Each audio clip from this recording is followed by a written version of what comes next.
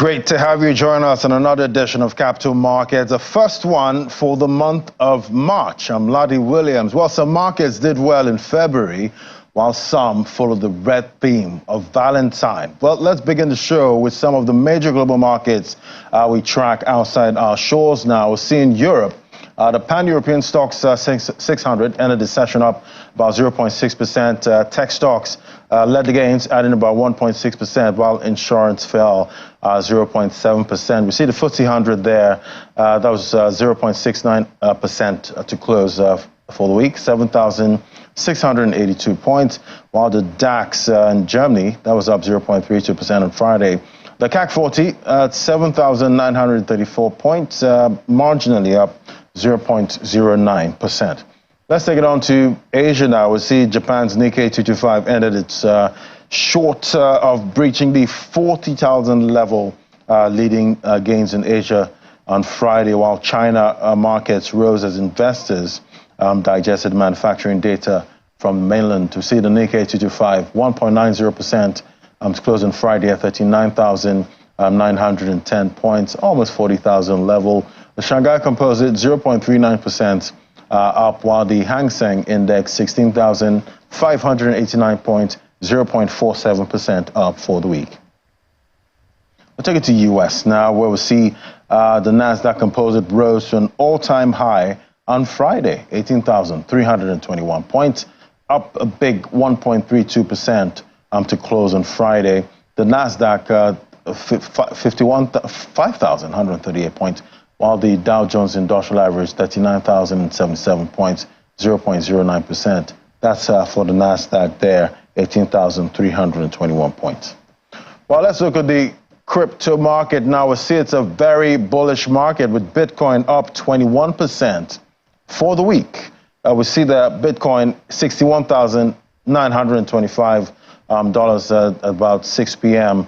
Today, up 21% for the week. Ethereum, that's also up 15.49%, double-digit gain for Ethereum, $3,419 per coin. BNB not left out, but up just about 7.63%, even though they've had regulatory issues. Also right here in Nigeria, talking about the Binance Exchange.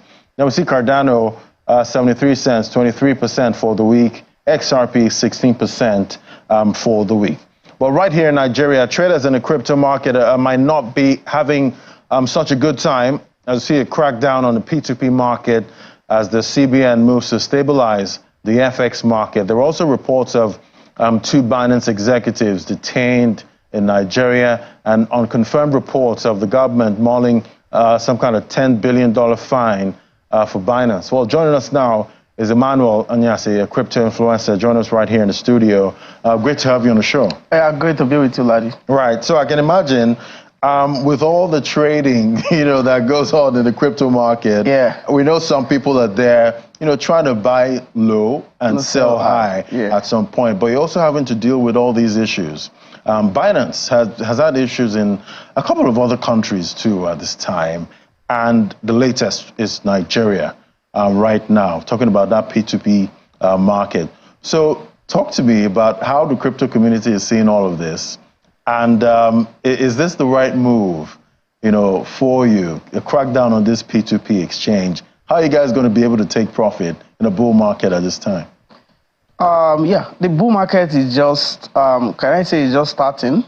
For the P2P side, I think people that are going to get affected mostly are people who actually we want to take advantage of the market, of the bull market as it is now.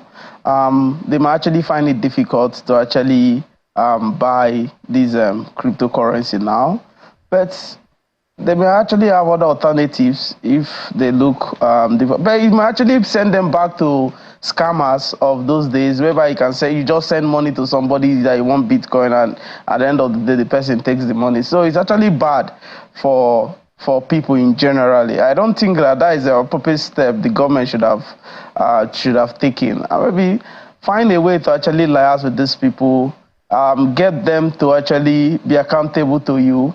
Either to the central government, central bank here, or the SEC, give them the regulatory guide on how to work. Now they are in Africa, they are in everywhere. So you can't actually take it away from the fact that your people, your citizens are actually doing this thing, and you can't actually stop them. So the best thing is for them to actually just get involved, get these people to actually find a way to actually control these people, or find a way to actually get these people closer to themselves.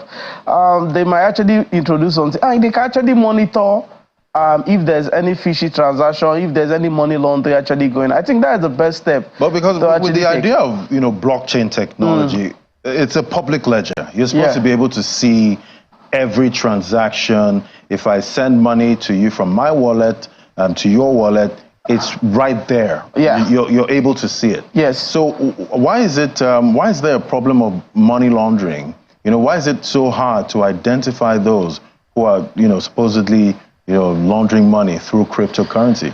It's a public ledger. It's not hard. It's not hard actually getting these people. It's all about working with these exchanges, which you feel that money laundering is being, this art is being actually perpetrated through these platforms. If you work with them and you give them your guidelines, and you can be able to say, okay, they can be able to flag some transaction. I said this transaction is so huge, they flag it. They can actually say, okay, bring why are you sending so money? What is your means of getting this money? They can actually send it to the way banks does. So it's all about working with these people, having a kind of cordial relationship, having a kind of say, okay, this is what we want. We don't want this kind of. So if they request this, all this data from Binance, Binance should be able to release this data. If they request, if they are thinking that, okay, so we are actually suspecting so, because Binance, even the terms and conditions, they work with government. If your money got stolen, they will ask you to go and bring police reports for them to actually block the, freeze the account which your money has been sent to. So in the terms and conditions, they work with government. If government should actually go the right way and say, okay, we want to see some of these illegal, if they discover that there is something illegal about all this, first of all, you have to have your facts. You have to do some kind of thing, and they will help. Talking about facts, if you look at that money laundering in 2023 via crypto, in 2023 it was about $22.2 billion. That was the amount laundered through crypto in 2023. For 2022, it was $31.5 billion. So we see 2023 was less, compared to 2022. And we did hear from the central bank governor. He did say that about $26 billion was channeled through the cryptocurrency platform, that's Binance, in the last 1 year. So about he says 26 billion was channeled out of Nigeria alone. That was what he said, at the MPC meeting. And this data is showing us about 22 billion for 2023. That's from Chainalysis. So at the end of the day, monies are still going out of some countries, and that's for globally. That data we have up there. So why is the whole idea of blockchain not making those numbers zero? If you can see everything on the blockchain. Well, the truth is, blockchain doesn't stop money laundering. What blockchain does is, from the first principle why Bitcoin was actually created, was for people to actually have independence of the money, decentralization, you understand, privacy. You understand, privacy. You are doing something nobody knows, government can't track you and all those things. You understand, some of those principles. So it doesn't actually, blockchain technology or Bitcoin or whatsoever crypto doesn't actually stop money laundering. No, it doesn't. There's no way you can actually stop money laundering, because except you have your facts and you have maybe solid team that is working, that you can be able to keep record of all these things. And the best way to do this is decentralized exchanges. Because that is the only way they keep data. They monitor people's coming in, because when your fund goes into a centralized exchange like Binance, you are no longer in custody of the listing. So Binance is actually in custody of the funds. So, but if you are trading like on a decentralized exchanges, on a DEX, wallet to wallet, it's not possible for somebody to track who you are. So centralized exchanges, if government can work with them very, very effectively, they can be able to track these things.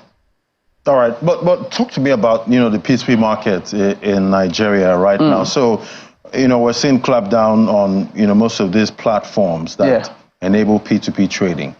What are you seeing, you know, going forward for P2P trading? Are there, because first of all, I want you to paint a picture. Yes. What segments, you know, trade on the P2P market? What kind of people trade there? Yeah, everybody trades on the P2P market. Everybody. An everyday person. Everybody speculators trades. Too. Speculators also trade there. Well, I don't know who are speculators. I don't know what. Those that want to bet against a currency. Well, for instance, in Naira. Well, it's an open field. It's an open field. People trade forex. People bet on USD. People bet on pounds. People bet on different currency. People can bet on anything. It's their choice to bet, and it's the government responsibility to defend their currency whatsoever way, because they have all the keys and they have the data, they have the best economics and all that. So, but for the P2P, everybody trades on P2P. Even somebody who is coming into crypto now wants to take advantage of this bull market that is actually going on, or want to gain into the spot ETF and all that. You come and meet me. I tell you, I don't sell Bitcoin. I don't sell. You can go to the P2P market and buy. So everybody sells on the P2P market. If I need some Naira, I can go to the P2P market and sell. Anybody that wants to buy, you want to buy in Naira, you want to sell, you can go there and buy. So it's just a place where buyers meet sellers. Right. Yeah. So all that's done there is not just speculation. No. But at the end of the day, you know, trading currency is all about making profit, you know, at some point. Yeah. But looking at the P2P market, you know, at this time, do you have people there that maybe don't just trade, but somehow get paid maybe in cryptocurrency, and somehow they want to go there to get their funds out? Do you have those times? To get their funds, to convert what they have been paid into Naira. Yeah, many of them. Many of us. Like I came into the crypto space in 2017. I came with zero. I was a student. Where did I get money to go and buy Bitcoin over there? I was doing some job. I was doing bounty. I was writing papers for some projects, and I was getting paid. So I do go to this P2P to actually exchange. And I do encourage people to do airdrops, because that was actually how I actually come into place. So many people actually don't know, most Nigerians don't know about airdrops and all that. They look at people who are actually doing crypto like, oh, these guys are scammer, this guy. But people are actually, they are something called airdrops. People can do, like, it's just like free marketing for this project, and they reward you. It's just like when I was working with Indomie, if they have a new product launch, they give us some product to go and do, to go outside and give people to test, so that when they like it, they will come and buy. That is the same way airdrop is. But this one, you just have to do some few tasks, maybe do some things, they are trying to incentivize you to use their protocol or use their platform or use anything. They just airdrop is something like Binance in 2018 or so, when they launched, they airdropped everybody who have used Binance 300 BNB.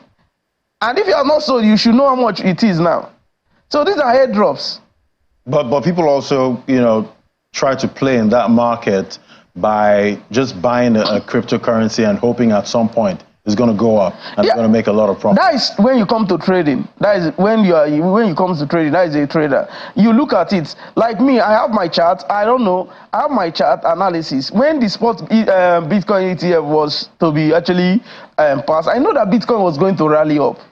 You don't need any magician or any prophet to tell you that it's going to rally up, when it's going to be traded like gold and other commodities in the US. Welcome back. Well, we're still analyzing the crypto market and most of the happenings in Nigeria's crypto industry. And we have with me Emmanuel Anyasi, crypto influencer. I've been talking about the impact, you know, of this clampdown on the P2P market and most of these exchanges that give this platform. But right now, we're seeing Bitcoin in just 1 week, about 20% rise for Bitcoin. And everyone has been talking about, you know, a bull market, expecting some kind of bull market. And it almost seems like it's here because Bitcoin is not far off from the previous all-time high. That was about $68,900. So talk to me. Is this the one? Is this the bull market you've all been waiting for? Well, if you are not seeing a bull market, I don't know what you're seeing. Right. From the lunar crash and the FTS saga and all that in 2023, yeah, or so. And from Bitcoin, I think Bitcoin touched 16,000 then. And 16,000 to 60-something thousand now. Man, that is a bull market. That is a bull run for Bitcoin. Ethereum is around 3,400 and something. So that is a bull market for me. And I'm wondering, is it something that there's still more wings for this market, or is it nearing a peak? As it stands. Well, you can't say if it's nearing a peak, or because we had these Grayscale CEOs actually saying that there is more demand for the spot ETF, and you know what it means. If there is more demand for Bitcoin itself in the spot ETF, that means price will go up. So there's a lot of demand for Bitcoin, yeah. But how about the supply? There are about 21 million Bitcoins that will ever be mined. Yes. So is the supply enough from what you're looking at? Well, if you don't have funds to buy 1 Bitcoin or 2 Bitcoin, you can buy SAT. You can do fractional of the fractions of Bitcoin. So supply is not the matter. The supply is not the issue. Supply is actually very, very enough. No, because you did talk about demand, at this point, that demand is really rising, for Bitcoin. And with all this spot Bitcoin ETFs, that keep coming up at this time, I'm wondering, will there come a time where Bitcoin supply would be really limited? Supply is fixed at 21 million. Right. That will ever be mined. So there will be no extra. No extra. So there is nothing like supply issue. As far as there is demand, they will be buying the ones that are available for people to sell. Most people actually holding, most traders, they are holding so that they can make profit. When they need money, or when they feel that the profit is enough, they can sell. You understand? We saw MicroStrategy share actually rose over significant amounts week close on Friday. It showed that people are starting to see that, man, these guys, they're actually seeing the future. But for me, if Bitcoin can actually get to 69,000 in 2021 or thereabout, without any spot ETF, no nothing, and with this spot ETF, which have brought in so many buyers and many volume, I don't see why it can't go more than previous all-time high. Right, and if it does go beyond the previous all-time high, we know the bear markets can be really long. You can never say. I think the market is trying to saturate. It's not kind of the bull market or the bear market we used to have those days coming. Things are actually, look at the bear market we actually had in 2022, 2023. It didn't last long. We are in 2024 and then another bull cycle has started. So that means the bear markets are getting shorter. Yeah, because more intentional buyers are actually coming. Right. More liquidity is actually flowing into the Bitcoin space. Okay, so definitely we know the crypto market is all about narratives. Yeah. We've had that AI narrative. I think that's still it's still on board. very on right now. Yeah. The meme coins are also doing well. Yeah, they're early this time. Yeah. Is that all of the narratives we should expect in 2024? Or are there more narratives coming? Yeah, the crypto market can be kind of crazy. Anything can actually just a new narrative can spring up. A new narrative can spring up. But I think memes are actually here to stay. We'll be seeing different narratives in meme. It's unending. maybe from Elon Musk's tweet, people can just draft it and say this is the new meme. Elon Musk can start doing his own narrative again and come back to Bitcoin, come back and remember. You might be shocked that maybe tomorrow you just remember he bought his dog name is this or his cat name is this. And the next thing is rallying in the crypto market. Yeah, we are in.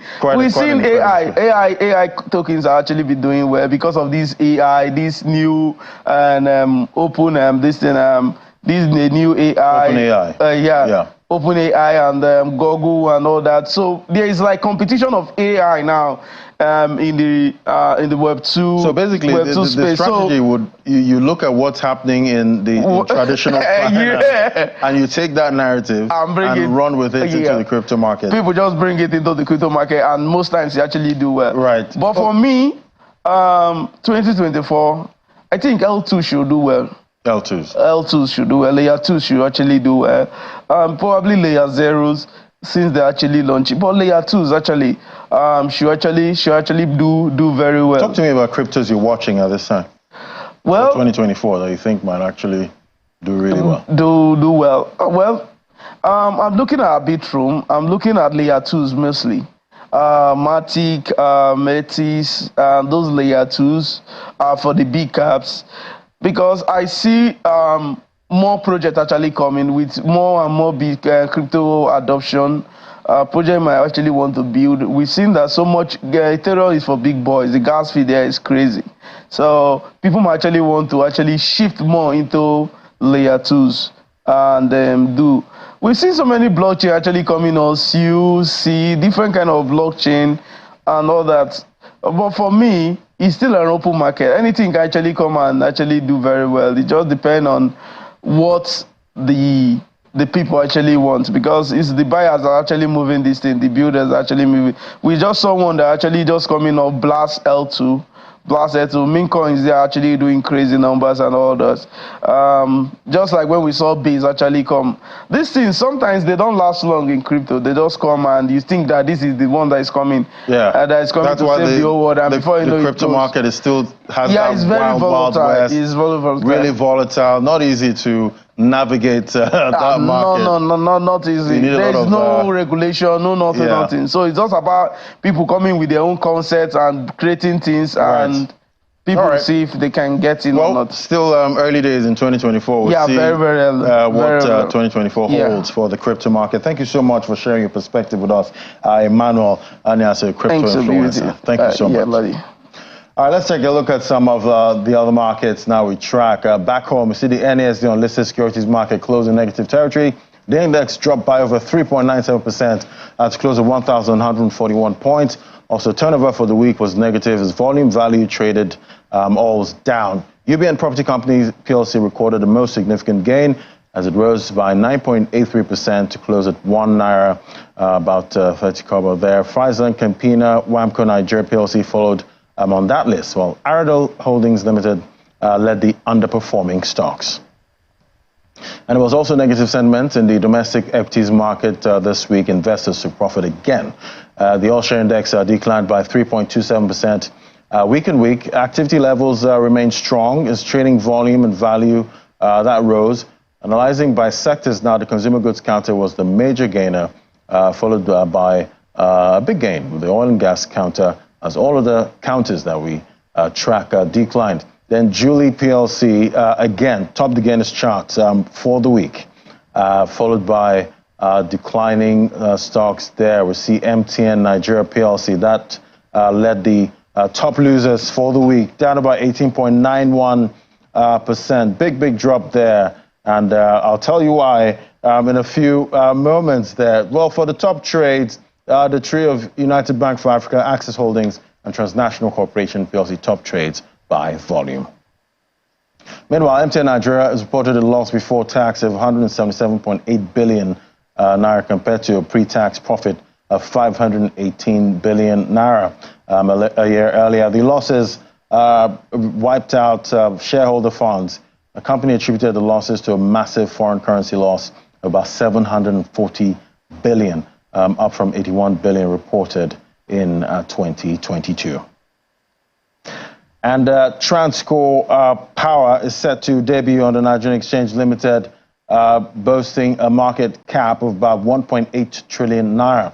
The company is a member of the Transco Group, which includes Transco Hotel, equally listed as a separate entity. In a statement, the company revealed it plans to offer about 7.5 billion ordinary shares at 50 kobo each at a listing price of about 240 naira per share.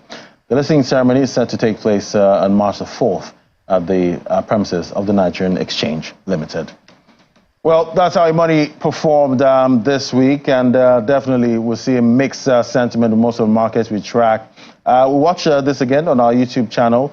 You can also check on social media to get responses to our conversations today. Thanks for watching, and remember, if you must take profit, find the top. Bye-bye.